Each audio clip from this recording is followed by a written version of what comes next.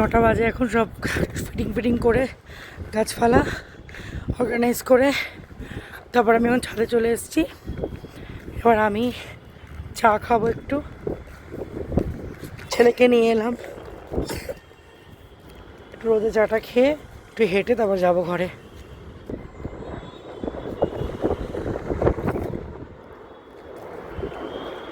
গাছপালা পশু পাখিগুলো আমার খুবই ভালো লাগে।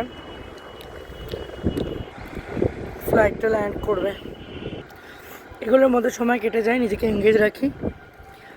কারণ আমার যেগুলো ভালো লাগে আমি সেগুলো করি। আমার লাইফটা আমাকে ভালোভাবে বাঁচতে হবে। কে কী বললো, কে কী করলো, কে কোথায় কার কী সমস্যা, ওসব নিয়ে আমার ভেবে লাভ নেই। আমি আমার সংসার, সন্তান, আমি আমার নিজের জগৎ, আমি না নিজে একটা বাউন্ডারিজ ক্রিয়েট করেছি। আমি আমার পছন্দ মতো আমাকে যারা ভালোবাসে, কেয়ার করে, সেই সব মানুষগুলোকে আমি ওই বাউন্ডারিজের মধ্যে রেখেছি। বাকি কে বা কারা আমাকে নিয়ে চর্চা করলো, খারাপ কথা বললো, ইন্টেনশনালি নোংরামি করলো, সব নিয়ে আমার জায়গা নেই। কেন আমি তো ওই বাউন্ডারিজের মধ্যে তাদেরকে এন্ট্রি দেবো না। তো তারা কী করলো আমার এটা নিয়ে কিচ্ছু যায় আসে না। কে কী বললো কী বলে, I just don't like that people. And সত্যি কথা বলতে গেলে আমি ওদেরকে একদমই পাত্তা দিই না। আমি একটা কথাই বলবো, নিজের জীবন মানুষের নিজেকে বাঁচতে হবে। আর সব থেকে বড়ো কথাটা কি জানো, তোমার জীবনটা কেউ বাঁচবে না, জ্ঞান প্রচুর লোক দেবে।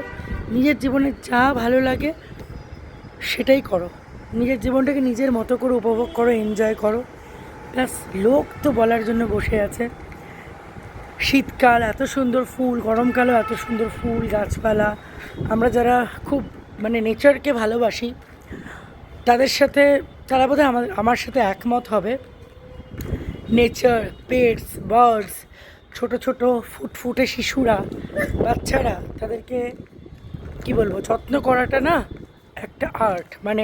আমরা মন থেকে তো আমাদের কেয়ারটা আসে, এর থেকে বেশি কিছু তো আর আমি বলতে পারবো না।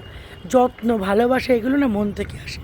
যেখানে নোংরামি সেখান থেকে জাস্ট একদম লিভ নিয়ে নাও, নয়তো যারা নোংরামি করছে তাদেরকে একদম সরিয়ে দাও।